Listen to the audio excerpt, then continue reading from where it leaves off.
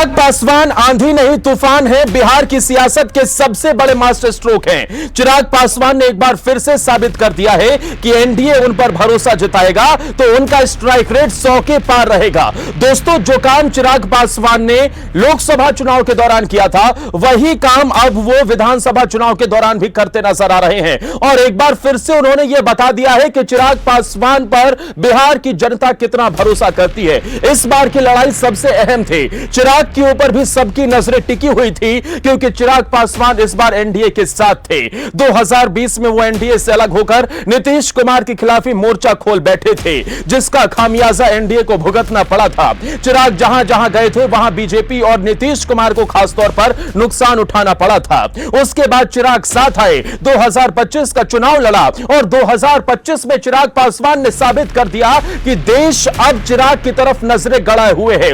दोस्तों, इस बार बिहार में तेजस्वी बनाम चिराग की लड़ाई भी थी, क्योंकि दोनों युवा हैं, दोनों ही एक पॉलिटिकल राजघराने से आते हैं, दोनों का ही कद बिहार की सियासत के लिए बड़ा है। लेकिन चिराग ने एक तरफ जहां एक बड़ा सिक्सर लगाया है, स्ट्राइक रेट के मामले में वो अव्वल रहे, तो दूसरी तरफ तेजस्वी यादव फिसड्डी साबित हुए। दोस्तों, चिराग पासवान ने साबित कर दिया है कि अगर एनडीए को अपना फ्यूचर देखना है तो चिराग पासवान पर भरोसा जताना है। आप भी मुझे कमेंट कर बताइए कि अगर एनडीए नीतीश कुमार के अलावा कोई विकल्प देख रही है तो क्या चिराग पासवान मुख्यमंत्री के सबसे बड़े दावेदार नहीं है। वो इसलिए मैं कह रहा हूं क्योंकि चिराग पासवान ने इस बार जितनी सीटों पर चुनाव लड़ा था, एलजेपी के खाते में जितनी सीटें गई थी गठबंधन के तहत, उनमें से ज्यादातर सीटों पर अब एलजेपी चुनाव जीत चुकी है। दरअसल 29 सीटों पर मौका मिला था चिराग पासवान को अपने उम्मीदवार उतारने के, और चिराग ने कहा था कि जो स्ट्राइक रेट दुनिया ने बिहार के लोकसभा चुनाव के दौरान हमारी पार्टी का देखा था, वही इस बार विधानसभा चुनाव में भी देखने को मिलेगा। दोस्तों, 21 सीटों पर एलजेपी को जीत दिलाना कोई छोटी मोटी बात नहीं है। इनमें से कई सीट ऐसी थी जो सीधी तौर पर चुनौती थी, जहां आरजेडी का गढ़ माना जाता था। वहां पर भी चिराग पासवान ने मैदान में उतरकर अभिषेक शर्मा वाला तूफान खड़ा कर दिया है। अभिषेक शर्मा और चिराग पासवान दोनों स्ट्राइक रेट के रथ पर सवार है। जैसे क्रिकेट के मैदान पर अभिषेक शर्मा किसी को नहीं छोड़ते हैं, उनका स्ट्राइक रेट हमेशा सबसे ऊपर रहता है, वैसे ही चिराग पासवान का स्ट्राइक रेट भी चुनाव दर चुनाव और बेहतर होता चला जा रहा है। बिहार में लोकसभा चुनाव के दौरान उन्हें 6 सीटों पर मौका मिला था, 6 की 6 सीटें एनडीए की झोली में डालकर उन्होंने साबित कर दिया कि ऐसे ही नहीं, उन्हें मोदी का हनुमान और बीजेपी का सबसे भरोसेमंद ये कहें कि गठबंधन का साथी कहा जाता है।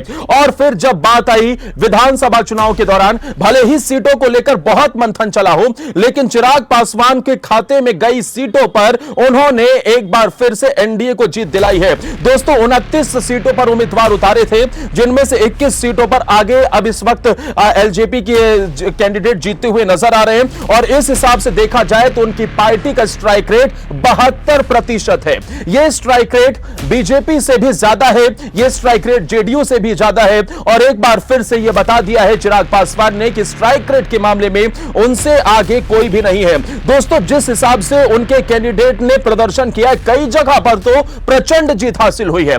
और क्या आपको लगता है कि चिराग पासवान को अब एनडीए को सीएम बनाया जाना चाहिए? एनडीए की तरफ से चिराग पासवान जैसा नेतृत्व बिहार को चाहिए, क्योंकि चिराग ने एक छोटी सी पार्टी से यह साबित कर दिया है कि भाई, नेता सिर्फ और सिर्फ इस तरीके से नहीं होता है, नेता सिर्फ और सिर्फ एक जात बिरादरी का नहीं होता है, बल्कि वो पूरे बिहार को लेकर चलने वाला होता है।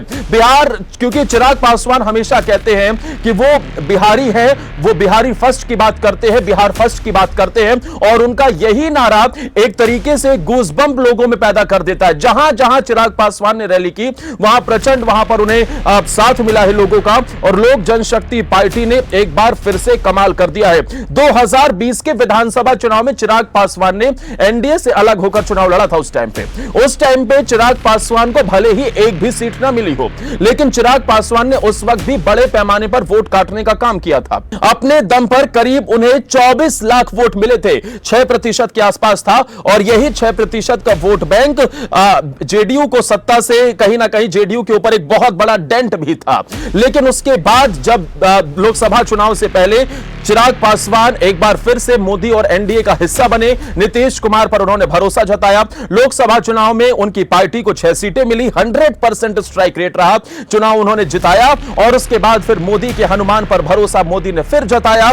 विधानसभा में उन्हें 29 सीटें दी गई, जिनमें से 21 सीटों पर उन्होंने जीत दिला दी। दोस्तों, यह सबसे बड़ा एक्स फैक्टर साबित हुआ है। चिराग पासवान बिहार की सियासत के अब तूफान बन चुके हैं। चिराग ने साबित कर दिया है कि अगर एनडीए को अपना सीएम फेस वहां नीतीश के बाद अगर कोई विकल्प देखना है तो चिराग सबसे उपयुक्त चेहरा है। दोस्तों, क्या आप भी मानते हैं कि चिराग पासवान को एनडीए की तरफ से सीएम बनाया जाना चाहिए? क्या आप चिराग के हाथ में कमान सौंपी जानी चाहिए? कमेंट में जरूर बताना। और चिराग पासवान का जो स्ट्राइक रेट रहा है, इसे लेकर आप क्या कहना चाहेंगे? एनडीए की जीत पर क्या कहेंगे? इसे लेकर भी अपनी राय जरूर देना।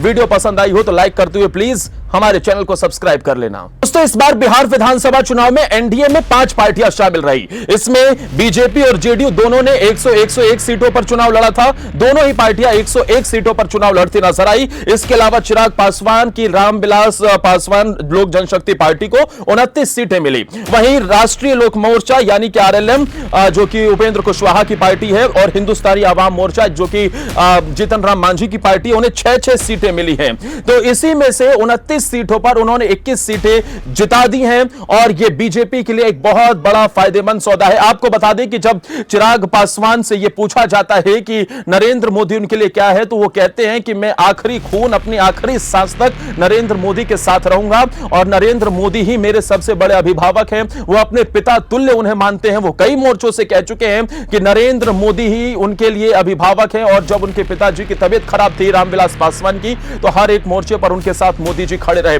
दोस्तों, मोदी ने जिस तरीके से चिराग पासवान को प्रेजेंट किया है, उससे यह तो साबित हो गया है कि चिराग पासवान अगर केंद्र की सत्ता को छोड़कर बिहार चले जाएं, तो यह समझ लीजिए कि वहां बहुत बड़ा एक तूफान खड़ा हो सकता है। और इसी वजह से माना जा रहा है कि चिराग बिहार की राजनीति के भी चिराग है, क्योंकि अब लालटेन बुझ गया है, चिराग अब जल रहा है और यही अब कहीं ना कहीं एक बार फिर से एनडीए के लिए सबसे बड़े उजाले की रोशनी निकलकर सामने आया है। चिराग पासवान के उम्मीदवारों की बात की जाए तो कुछ उम्मीदवार ऐसे रहे जो सबसे आगे निकलते हुए नजर आए। इनमें नाथनगर से मिथुन कुमार, जो कि प्रचंड बहुमत से आगे बढ़ रहे हैं, 15,000 वोट के आसपास वो आगे चल रहे हैं। बलरामपुर से संगीता देवी को भी जीत अच्छी खासी हासिल हो रही है। वहीं सुगोली से राजेश कुमार उर्फ बबलू गुप्ता को भी 10,000 वोट से ज्यादा वो आगे चल रहे हैं। और यह बता रहा है कि किस तरीके से दोनों हाथ फैलाकर लोगों ने एनडीए की सभी पार्टीज को अपने पक्ष में किया है और लोगों ने उनको भर भर कर वोट दिए हैं। दूसरी तरफ महागठबंधन का सुपड़ा साफ होने लगा है।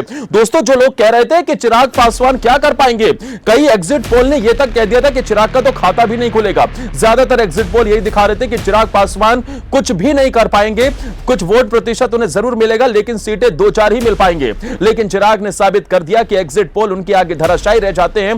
दरअसल एक युवा जब जमीन पर उतरता है और बिहार फर्स्ट, बिहारी फर्स्ट की बात करता है, तो उसका ऐसा ही तूफान देखने को मिलता है। चिराग पासवान ने यह बता दिया है कि अगर वो मोदी और नीतीश कुमार के साथ हैं, तो उसका फायदा बीजेपी और जेडीयू को भी है और चिराग को तो फायदा है ही। लेकिन दूसरी तरफ चिराग को उभरता हुआ चेहरा अब तेजस्वी यादव के लिए बड़ा सरदर्द बन गया है, क्योंकि तेजस्वी यादव चिराग के सामने कहीं स्टैंड खड़े करते हुए नजर नहीं आते हैं। चिराग पासवान एक समझदार हैं, चिराग पासवान बेहद संवेदनशील नजर आते हैं, चिराग पासवान बेबाकी से अपनी बात रखते हैं लेकिन किसी को अब शब्द नहीं कहते हैं। वहीं दूसरी तरफ तेजस्वी यादव की भाषा शैली और उनका प्रचार करने का तरीका किसी से छिपा नहीं है।